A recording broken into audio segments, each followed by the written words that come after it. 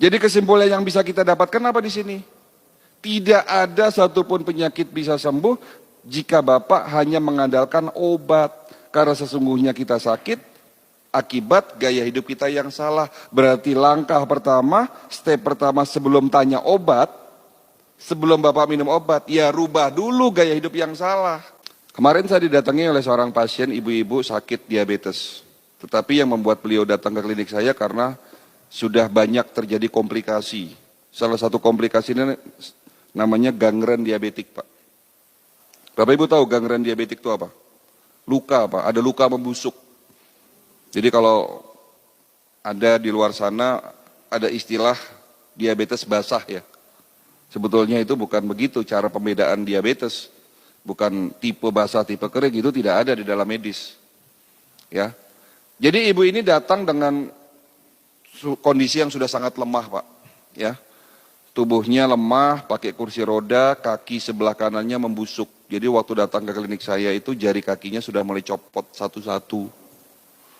Telapak kakinya bolong, membusuk, jarak 3 meter sudah tercium aroma tidak sedap. Datang di depan meja saya nangis-nangis.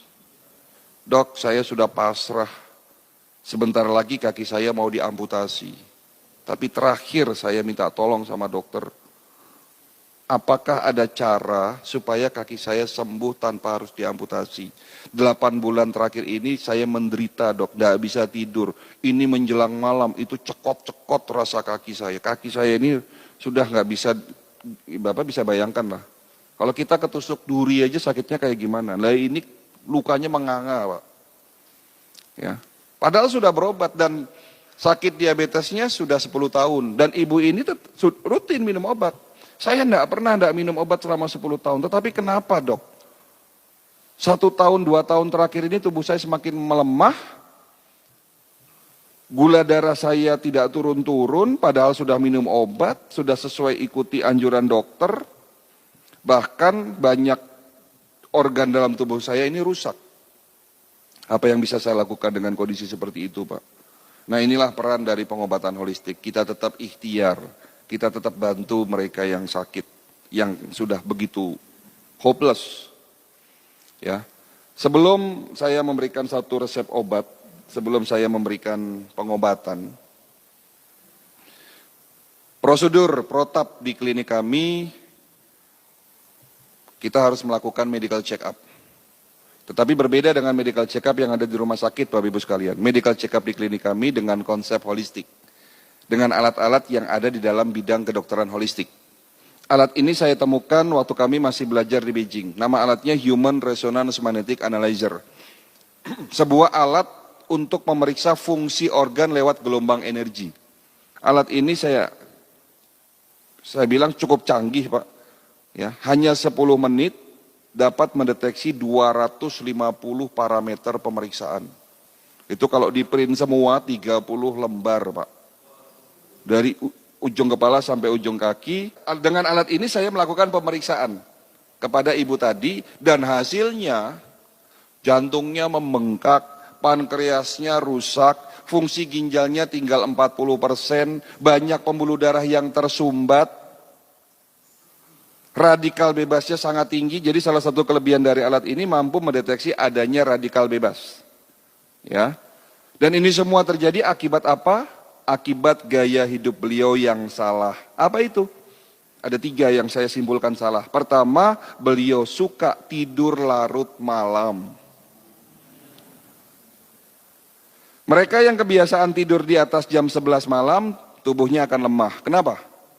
Karena jam 11 sampai dengan jam 1 malam, di saat kita tidur pulas, ada bagian tubuh, ada organ tubuh yang namanya liver, hati, itu melakukan bersih-bersih, Pak. Detox istilahnya. Liver memiliki 500 fungsi. 500 fungsi, Pak. Jadi organ yang paling berat kerjanya adalah liver, Pak. Kalau jantung 1 fungsi, Pak. Mompa darah, selesai. Ginjal punya 2 fungsi, tetapi liver memiliki 500 fungsi. Dari salah satu fungsi itu ada yang namanya fungsi detoksifikasi. Apa itu? membersihkan tubuh kita dari sisa-sisa metabolisme yang bisa berpotensi terjadinya oksidasi dan terbentuk radikal bebas. Kapan waktunya liver bersih-bersih? Jam 11 sampai dengan jam 1 malam di saat tidur pulas. Nah, kalau Bapak Ibu pada jam itu tidak tidur, apa yang terjadi? Liver tidak bisa melakukan tugasnya bersih-bersih, pada akhirnya metabolismenya terganggu. Karena apa? Karena terjadinya oksidasi yang tidak dapat dinetralisir oleh tubuhnya. Jadi karena gaya hidupnya ini salah, sering tidur larut malam, ya lama-lama radikal bebas terbentuk. Gaya hidup kedua yang beliau akui salah, beliau suka makan malam.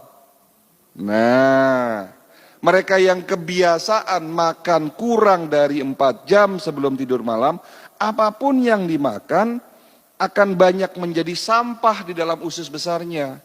Jika sampah terlalu banyak di dalam usus besar kita, berpotensi terjadinya oksidasi. Cerita oksidasi lagi. Dan jika oksidasi ini tidak diimbangi dengan antioksidan dan tidak dapat dinetralisir oleh tubuhnya, terbentuk yang namanya radikal bebas. Kan begitu ceritanya. Jadi mudaratnya lebih banyak daripada manfaatnya makan malam itu. Jadi kalau ditanya, dok, kalau sekali-sekali kita hajatan boleh nggak makan malam? Ya boleh, nama juga sekali-sekali. Tapi kalau ini dijadikan kebiasaan setiap hari makan malam, ini jadi masalah. Jadi itu gaya hidup kedua yang beliau akui salah. Yang ketiga, beliau tidak suka minum air putih. Apa yang salah dengan tidak minum air putih? Hati-hati, Pak.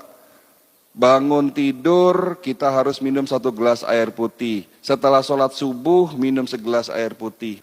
Karena air putih sebagai pembilas, penetralisir sampah di dalam tubuh kita.